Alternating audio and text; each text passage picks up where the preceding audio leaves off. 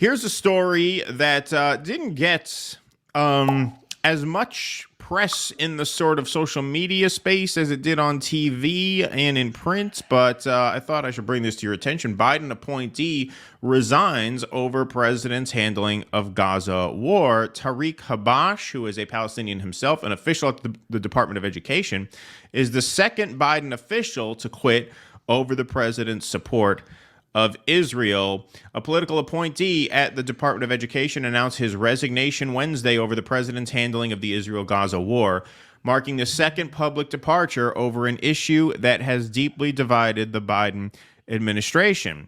Tariq Habash, a special assistant who focused primarily on student loan issues and had volunteered on Biden's 2020 presidential campaign, did not work on foreign policy matters. Yet his resignation is notable given that the administration, which has seen multiple dissent memos and open letters calling for the White House to rein in the Israeli government, has faced few resignations over the war.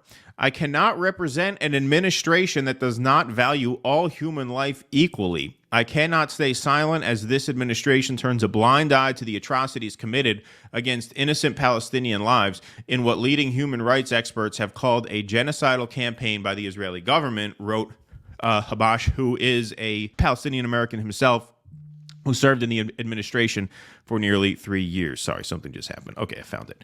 Good. All right, so now we're going to go to the video, which moved around on me here. 1 second, sorry. There it is. Okay, found it. He went on CNN in response to this resignation. He also went on MSNBC, where he did an interview with Joy-Ann Reid, who has been surprisingly good on this topic to the extent she's covered it. Yeah. This is further evidence that all my shit broke because I wound up on the other side of a quantum singularity. Yes. I'm in a parallel universe where Joy Reid is doing good work. Indeed. So here's a couple minutes of that interview. Let's take a look at Tariq Habash.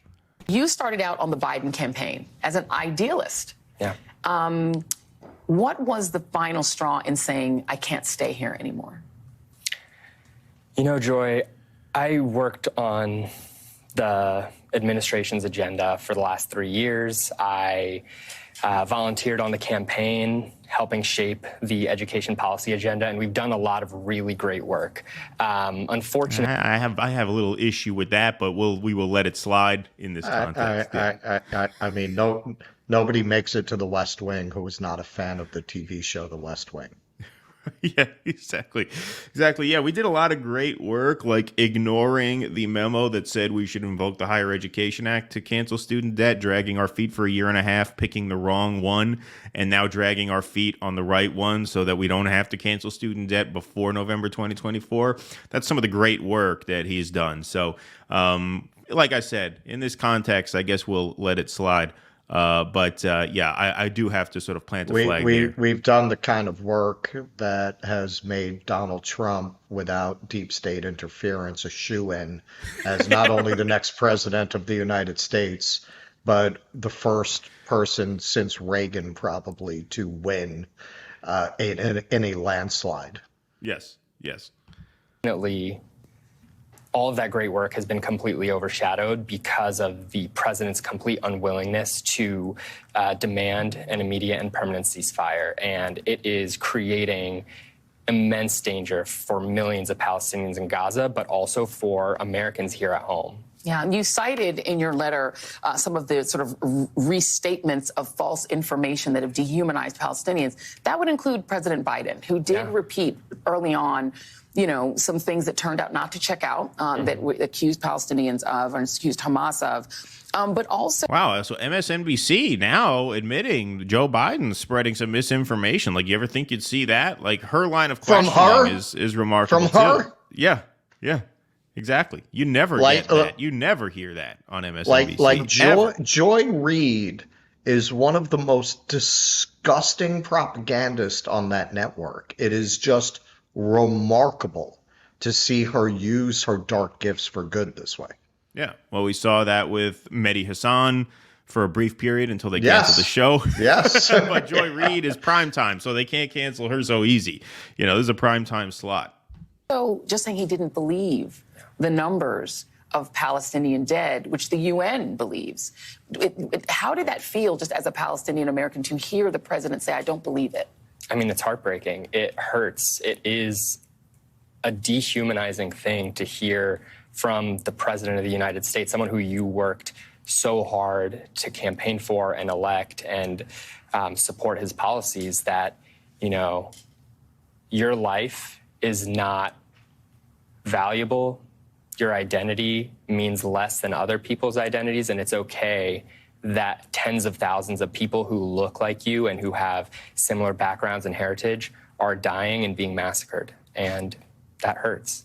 Do you get the sense that there are a lot of other people in the Biden campaign and in the administration who feel the way you do, but are maybe not saying anything? Yeah, absolutely. I think a lot of people are saying something. I think that we've seen hundreds of State Department officials sign on to numerous dissent cables that were leaked. We've seen USAID officials. We've seen White House staff. We've seen interns. We've seen hundreds of officials across the administration from dozens of agencies. This is a pretty commonly held position by a lot of the biggest supporters of the president, and the majority of American voters support a ceasefire, but the president's unwillingness to move on this policy is deafening, and it hurts. How do you square that? Because Biden really is the empathy guy, right? And empathy is kind of his superpower. It's the thing he's known for more than almost anything else. Mike Reinbill will do everything but hang them for jaywalking. That is the empathy. That's the empathy guy. It doesn't matter what the reason is when they bop my mother on the head. Right. We got to do something about this, or we're going to be living in a jungle, a racial jungle that's going to explode at some point, speaking on desegregating the schools, school busing. That is the king of empathy, and that is the power of media, to just keep repeating a lie until people believe it. Why? Because fucking he gives nice eulogies. Right. Look at what he's done to people. Our current presidency, I don't want to hear anybody who supports Biden talking about Trump as a racist. You are supporting the person who arguably, but I feel not very arguably, has done more harm to black and brown communities than any living politician in the country. Tell me somebody who's done more real world damage to those communities than Joe Biden. Name somebody. Yeah, no, off the top who's of my head, I alive couldn't now argue with that at all. and active now. No, absolutely. There was an edit. I made an edit somewhere in this clip. I didn't edit. The context is the same, but I did such a good job editing that I missed where the edit was. That's how skilled I am. That's how good you are. Yeah, you're like an editing ninja. Yeah, exactly.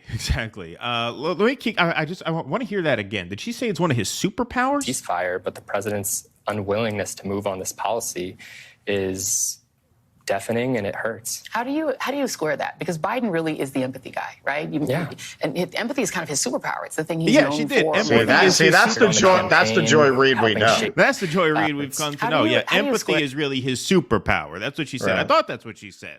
I heard when they're planning on making him part of the next Avengers lineup. Yeah, it's his superpower. Empathy, man. Because Biden really is the empathy guy, right? And empathy is kind of his superpower. It's the thing he's known for more than almost anything else. How do you square for yourself and explain why he doesn't seem to be able to project or have that empathy when it comes to the Palestinian people? Why do you think that is? I don't know the answer to that, to be honest with you. I agree with you that the president has always been the empathetic person, the person who you can look up to and relate to and share emotions with. But now you're when it comes to Palestinians, it seems like we don't deserve the same type of empathy and humanization that other people do. And I think that's in part due to decades of dehumanization of Palestinians by our government officials, by our media, and it's extremely problematic. It undermines humanity for millions of people, and it allows for the undermining of humanity by people everywhere. All right. I mean, look, good on this guy for walking out and good on this guy for speaking out after he walked out. But the fact of the matter is, Biden's disregard for Palestinian life is perfectly consistent with his record of disregard for black and brown lives. Yeah. Well, and that's how glaring this is. You lost the guy who thought he was working for President Barkley. Right. You lost that guy. Exactly. How repulsive does your policy have to be when a guy who thinks like this, who is that hooked in, is walked out? Yeah, a guy who bought it as much as he bought it, right? And still does. Yeah, still is like, oh, I don't understand the disconnect. You know, it was only 30 short years ago that you were saying you didn't want your kid growing up in a racial jungle if we expanded busing, and it was only 30 short years ago that you passed through or co-authored a crime bill that wrongfully imprisons a generation, now 2 generations of black men.